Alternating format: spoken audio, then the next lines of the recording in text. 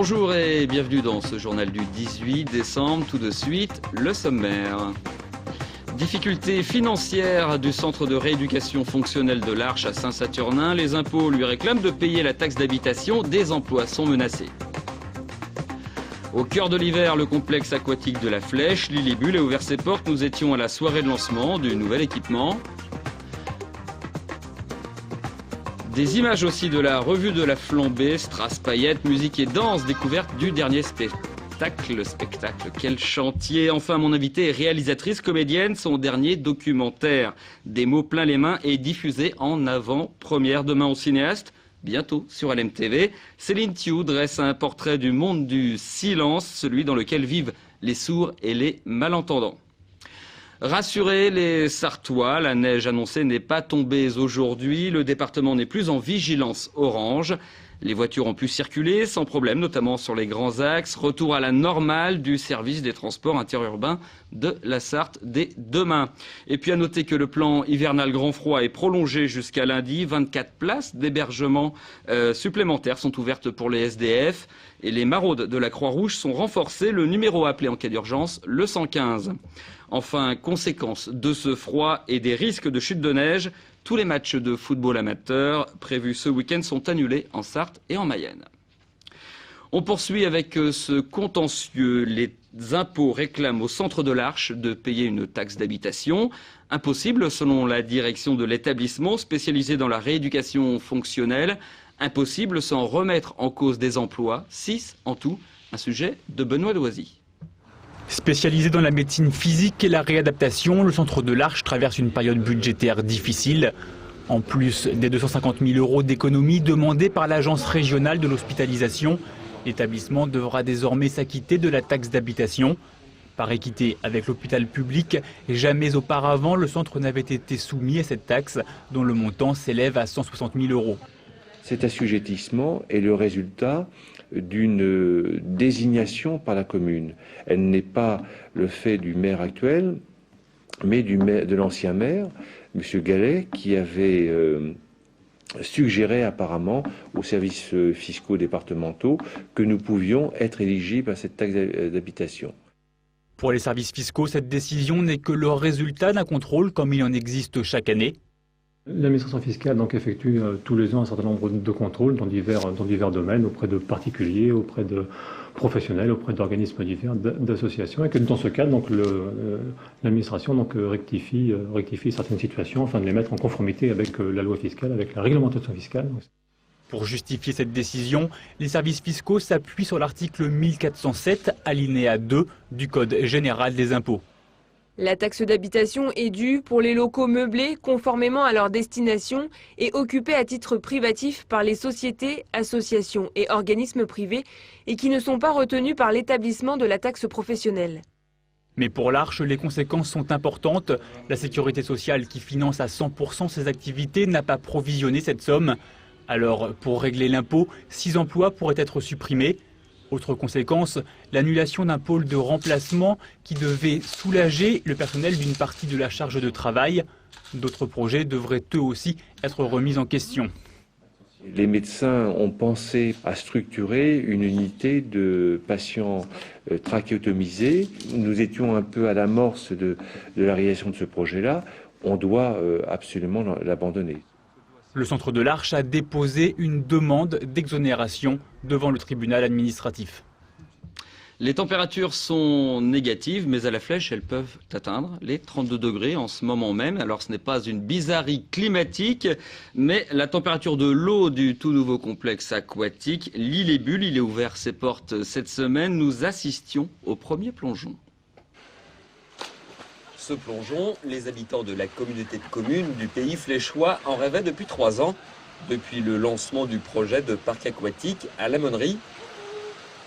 Vendredi soir, on se pressait devant l'entrée de l'île et Bulle pour l'avant-première, une nocturne gratuite pour 600 nageurs et éclabousseurs de tout poil. L'eau est chaude, il a l'air d'être content. C'est plus petit par rapport à l'autre bassin qu'il y avait à l'autre piscine. C'est plus agréable pour jouer, ils sont plus en sécurité. Plaisir, détente, l'île et Bulle, c'est 230 mètres carrés de bassin consacré aux loisirs, très prisé vendredi soir, notamment ses sièges hydromassants Température de l'eau, entre 29 et 32 degrés.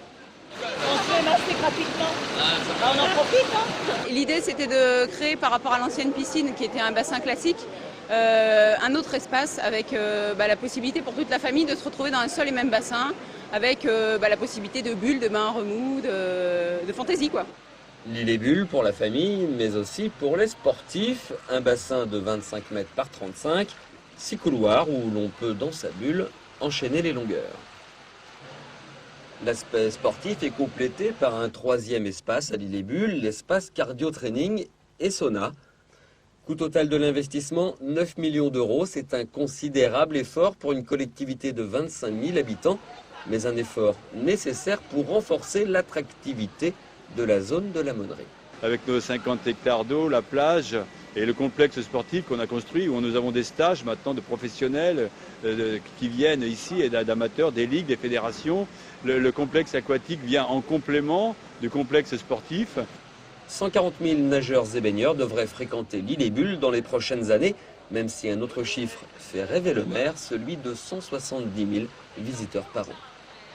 Des mots plein les mains, un titre formidable pour un documentaire choc et émouvant sur la vie des sourds et malentendants sartois. Diffusion en avant-première au cinéaste au Mans, demain à 18 h et puis sur notre chaîne dans le cours du premier trimestre de l'année prochaine. J'accueille sa réalisatrice Céline Thioux. Céline Thioux, bonjour. Bonjour. Alors vous proposez une plongée en fait dans un monde inconnu pour tout le monde, à part évidemment les sourds et malentendants. C'est une sorte de révélation pour le spectateur. Est-ce que c'est une révélation que vous avez vécue au cours de ces 2 ans et demi de tournage ? Oui, je crois que de toute façon, ce documentaire, il est né d'une rencontre forte pour moi, qui était celle de Clément Chapillon, qui est sourd-signant, président de l'association des mots plein les mains. Et en fait, une rencontre avant même l'existence de l'association, où il proposait à des entendants une initiation à la langue des signes au Lodge, un bar du centre-ville. Et j'ai participé à ça. Et ça a été à la fois une rencontre très forte avec une langue, qui nous apprenait, et puis je crois évidemment avec Clément aussi, forcément. Alors Clément, qu'on va voir dans ce court extrait que je vous propose de regarder. Clément, qui est à la mairie du Mans, il vient pour se faire une carte d'identité.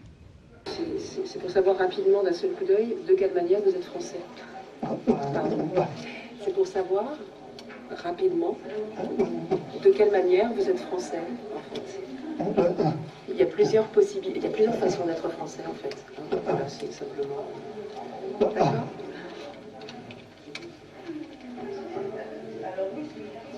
Vous avez un téléphone ? Vous avez... Ah bah oui, je suis bête. Texto. Oui, vous avez un portable ? Voilà, alors on vient de voir une situation qui est... On est presque dans le burlesque en fait, hein. Mais la situation est plus grave que ça. Votre documentaire nous fait découvrir des vies des individus qui ont dû se battre en fait, c'est ça ? Alors oui, parce que en fait, suivre Clément et Karine, donc, qui sont sourds dans la ville, en tout cas j'ai suivi Clément, faut savoir qu'une chose qu'on découvre très vite, là pour le coup, quand on rencontre quelqu'un de sourd, c'est qu'avant qu'il nous le dise ou qu'on tente de communiquer, on le sait pas. C'est un handicap invisible, ça se voit pas, un sourd dans la cité. Donc effectivement, quand on met pas de bateau pour une accessibilité des fauteuils roulants, une personne handicapée moteur par exemple, ça se voit, c'est la honte tout de suite. On se dit ah oui effectivement, ou si on gare sa voiture sur le trottoir et qu'il peut pas passer, ça se voit. La surdité, ça se voit pas. Donc du coup, c'est extrêmement compliqué, encore plus compliqué, je crois, à certains égards pour les sourds, de réussir à exister dans la cité. Donc, Et votre documentaire montre très bien, on a des témoignages qui sont vraiment poignants en fait, hein, sur, je pense à Karine notamment, l'un des personnages, c'est très, très émouvant. Vous venez de dire que la surdité ne se voit pas par définition. Est-ce que c'est pour ça que c'est un handicap qui est un oublié de ces handicaps ? On a beaucoup parlé du handicap ces dernières années. Beaucoup moins des sourds. De fait, oui, beaucoup plus facilement. Comme c'est des gens qu'on voit pas, quand ce qu'on voit pas, c'est assez facile de l'oublier. Donc les pouvoirs publics échappent pas à ça non plus. Je dirais précisément en Sarthe en ce moment, puisque il n'y a pas d'interprète français langue des signes dans le département. Il y en a dans tous les départements limitrophes. Voilà. Et ici, il y en a pas. Donc du coup, oui, c'est doublement contraignant. Alors c'est une obligation d'avoir des interprètes. C'est une obligation depuis la loi. De toute façon, l'accessibilité à tous les services publics. public est obligatoire. Voilà, il y a la loi de février 2005 qui a encore renforcé cette chose-là. Donc, un sourd doit pouvoir, je sais pas, par exemple, à l'hôpital où on vous annonce, on a une mauvaise nouvelle à vous annoncer au niveau santé. Tout devient hyper compliqué. Comment fait le médecin pour annoncer? Alors, soit il faut, du coup, c'est complexe parce que on n'a pas forcément envie d'avoir ses parents ou à certains moments. Enfin voilà, il y a un moment, il y a une nécessité d'autonomie et l'interprète justement, c'est quelqu'un qui est là, qui est totalement neutre et qui est juste là pour faciliter la communication. Aussi bien pour le sourd que pour l'entendant. C'est ça qui est important aussi. L'association milite justement pour qu'il y ait des interprètes en langue des signes. Dans ce film, il y a beaucoup de silence, il y a beaucoup de sous-titres. On est presque dans une antithèse télévisuelle et cinématographique. Est-ce que ça a été difficile à produire, ce film ? Alors oui, ça a été difficile à produire plutôt. Effectivement, il y a des contraintes qui, moi, je trouve, sont formidables parce que de toute façon, dès qu'on essaie de fabriquer un objet artistique, quel qu'il soit, les contraintes, c'est génial puisque c'est à travers ça qu'on peut essayer d'attraper des morceaux de liberté quand même. Et là, du coup, il y avait une contrainte technique assez intéressante qui est que c'est une langue visuelle. Donc du coup, le off est impossible. Ça paraît bête comme ça, mais c'est énorme, quoi. C'est énorme au montage, c'est énorme au tournage. Et puis après, il y avait le sous-titrage. Alors de fait, le sous-titrage quand il y a de la langue des signes, mais le sous-titrage quand il y a des entendants qui oralisent ou qui parlent. Parce que, moi en tout cas, quand je fais des films, la première chose, c'est que je veux pouvoir, les premiers spectateurs, le tout premier, c'est moi. Et après, c'est les gens avec qui j'ai fabriqué cet objet, quoi. Donc là, évidemment, le film est entièrement sous-titré. Sauf au théâtre, ou simultanément, puisque l'atelier théâtre était aussi une des activités de l'association. Quant au théâtre, dans le même instant, il y a un entendant choralise et un sourd qui signe. Voilà. Donc un film à voir, des mots plein les mains, c'est au cinéaste, donc demain à 18h. Et puis sur notre chaîne, donc il y a l'MTV qui est coproducteur de ce film, on est très fiers. Ça sera dans le courant de l'année 2010, sans doute le premier trimestre. Céline Thioum, merci beaucoup d'être passée dans ce journal. Quel chantier, je ne parle pas évidemment des travaux de la seconde ligne de tramway, au Mans d'ailleurs, des travaux qui n'ont pas commencé. Quel chantier? Non, c'est le nom de la dernière revue de la Flambée, humour, strass et paillettes, avec toujours autant de succès. 50 représentations sont déjà prévues, découvertes avec Marine Wolf. Cette année, la Flambée fait voyager d'un pays à l'autre, d'une ambiance à une autre, de Bollywood à l'Afrique, en passant par les quartiers chauds des États-Unis. Cool, man. Comme toujours, les costumes sont particulièrement soignés. Plus de 300 vont agrémenter les 12 tableaux. Mais la grande évolution, c'est la scénographie. Et oui, le titre, c'est Quel chantier? On voulait exploiter un peu la salle des concerts d'une façon différente que ce qu'on faisait d'habitude. Donc des décors un peu plus gigantesques. Et puis une exploitation du plateau sur toute sa surface. Donc il y a quelques tableaux par exemple où ça va être un décor très très épuré. Épuré certes, mais pas de son humour traditionnel. On retrouve la dimension satirique habituelle de la revue dans des textes liés au contexte social, avec une nouveauté cette année, l'apparition du burlesque. À la revue, en ce qui me concerne, on avait plutôt l'habitude de faire des sketchs parlés par exemple, écrits par des auteurs plus ou moins renommés, mais en tout cas on restait dans une tradition de sketch parlé. Là, on a visité un peu des sketchs muets aussi, avec des images clownesques, ceux qui fonctionnent sur des grands standards, qui fonctionnent depuis le début de l'humour, on va dire. Et ça fonctionne. De 8 représentations en 1985, la revue est passée à 64 l'an dernier. Elle a réussi à évoluer avec son temps. Le public commence à se rajeunir en fait, parce que la revue c'est un style qui existe depuis le début du siècle dernier au Mans, donc c'est pas nouveau. La Flambée par elle-même, elle l'a repris il y a presque 30 ans maintenant, donc effectivement il y a des fidèles. Ces personnes-là continuent à venir, mais ce ne sont pas les seuls, c'est-à-dire qu'on commence effectivement à avoir un public de plus en plus jeune. 50 représentations sont déjà prévues les week-ends à venir. Des séances supplémentaires sont ouvertes en fonction de la demande pour espérer battre le record de l'an dernier de 24 000 spectateurs. Et puis les Sarthois sont à l'honneur dans les médias nationaux après les indiscrétions sur la relation qu'entretient l'un de nos animateurs avec Miss France 2009. L'écrivain journaliste manceau Alain Moreau sera l'invité de Jacques Pradel mardi dans son émission Café Crime sur Europe 1, c'est en début d'après-midi. C'est à propos de son ouvrage sur les grands faits divers sartois.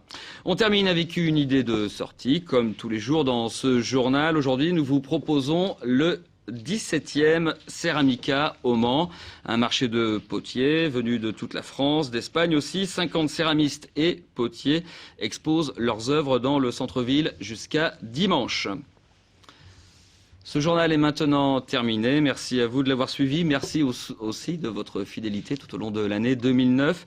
À partir de lundi, vous retrouverez la rétrospective de l'info concoctée par Pierre Lelez. Tout de suite, c'est la météo présentée par Romuald Besson. Retour de votre journal en direct le lundi 4 janvier. En attendant, passez d'excellentes fêtes de fin d'année.